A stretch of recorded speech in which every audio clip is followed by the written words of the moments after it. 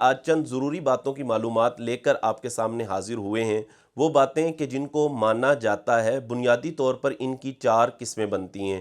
ان میں پہلی جو قسم ہے وہ ہے ضروریات دین۔ ضروریات دین یہ وہ مسائل ہوتے ہیں جو قطعی الثبوت ہوتے ہیں، یعنی ان کا ثبوت دلیل قطعی سے ہوتا ہے۔ دلیل قطعی جیسے قرآن مجید فرقان حمید کی آیات سے ان کا ثبوت ہوتا ہے، یا احادیث متواترہ سے ان کا ثبوت ہوتا ہے، یا اجماع قطعی سے ان کا ثبوت ہوتا ہے۔ تو یہ قطعی الثبوت بھی ہوتے ہیں اور قطعی الدلالت بھی ہوتے ہیں، یعنی ان کے اندر جو معنی بیان کیا جا رہا ہوتا ہے وہ بالکل واضح اور بین ہوتا ہے، ان میں کسی بھی چیز کا احتمال یا شبہ نہیں پایا جا رہا ہوتا۔ اور پھر یہ جو مسائل ہوتے ہیں یہ معروف فی الدین ہوتے ہیں، یعنی ان کا دین سے ہونا ہر خاص و عام جانتا ہے۔ خاص و عام سے مراد یہ ہے کہ خاص سے مراد علماء ہیں اور عام سے مراد وہ عوام ہے، وہ لوگ ہیں کہ جو علماء کی صحبت میں بیٹھنے والے ہیں۔ یہ جو مسائل ہوتے ہیں یہ اختلافی نہیں ہوتے، ان میں شبہ نہیں ہوتا، ان میں انکار نہیں کیا جاتا۔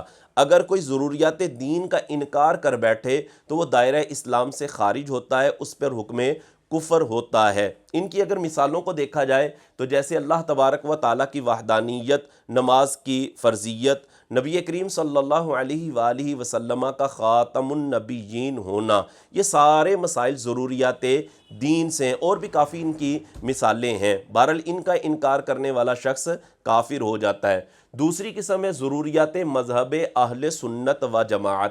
یہ وہ مسائل ہوتے ہیں کہ جن کا ثبوت تو دلیل قطعی سے ہوتا ہے، یعنی یہ قطعی ثبوت ہوتے ہیں، مگر قطعی ثبوت ہونے میں کچھ شبہ ہوتا ہے، کچھ احتمال پایا جا رہا ہوتا ہے، جس کی وجہ سے ان کا درجہ پہلے والے سے نیچے ہو جاتا ہے۔ پہلے والے جو مسائل ہوتے ہیں ان سے نیچے ان کا درجہ ہو جاتا ہے۔ ان کی مثالوں کو اگر دیکھا جائے جیسے عذاب قبر ہے، اسی طرح اعمال کا وزن ہے۔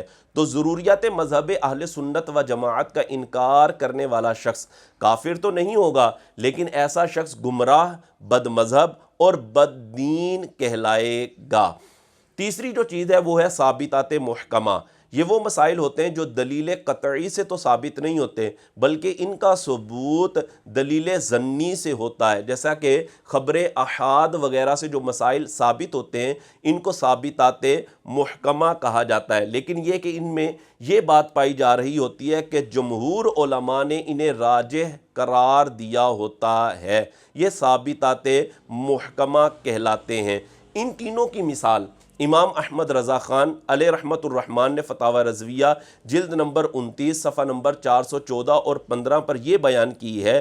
پہلی کی مثال آپ نے دی، جیسے آپ فرماتے ہیں کہ اللہ تبارک و تعالیٰ کا عالم بالذات ہونا، یعنی جو اس کی صفت علم ہے، ازلی ابدی ہے، تو اس چیز کو ماننا یہ ضروریات دین سے ہے۔ اس کا اگر کوئی شخص معاذ اللہ انکار کر دے تو وہ کافر ہو جائے گا۔ اور دوسری کی مثال یعنی ضروریات مذہب اہل سنت و جماعت کی مثال اعلیٰ حضرت رحمۃ اللہ تعالیٰ علیہ نے یہ بیان کی۔ آپ فرماتے ہیں جیسے اللہ تبارک و تعالیٰ نے اپنے محبوبوں خصوصاً سید المحبوبین صلی اللہ علیہ وآلہ وسلم کو غیوب خمسہ سے بہت جزیات کا علم بخشا ہے، تو یہ ضروریات مذہب اہل سنت و جماعت سے ہے۔ اس کا انکار کرنے والا شخص بد مذہب ہوگا اور گمراہ ہوگا۔ اور تیسری کی مثال اعلیٰ حضرت رحمۃ اللہ تعالی علیہ نے جو بیان فرمائی ہے، آپ فرماتے ہیں کہ جیسے حضور علیہ الصلاۃ والسلام کو تعیین وقت قیامت کا بھی علم ملا ہے، اسی طرح نبی کریم صلی اللہ علیہ وآلہ وسلم کو جملہ متشابہات قرآنیہ کا بھی علم ہے۔ یہ چیزیں ثابتات محکمہ سے ہیں۔ اور اسی طرح نبی کریم صلی اللہ علیہ وآلہ وسلم کے بارے میں یہ عقیدہ رکھنا کہ حضور علیہ الصلاۃ والسلام کو ما کان و ما یکون کا علم دیا گیا ہے، یہ بھی ثابتات محکمہ سے ہے۔ اس کا انکار کرنے والا شخص خاطی یعنی خطا کار اور گناہ گار ہوگا۔ چوتھی جو چیز ہے وہ ہے ظنیات محتملہ۔ ان کا ثبوت بھی دلیل ظنی سے ہوتا ہے، مگر جانب مخالف کی بھی گنجائش ہوتی ہے، یعنی اس میں جمہور علماء نے کسی کو راجح نہیں قرار کیا ہوتا۔ تو یہ ظنیات محتملہ کہلاتے ہیں۔ ان کا انکار کرنے والا شخص صرف خاطی ہوگا، یعنی خطا کار ہوگا۔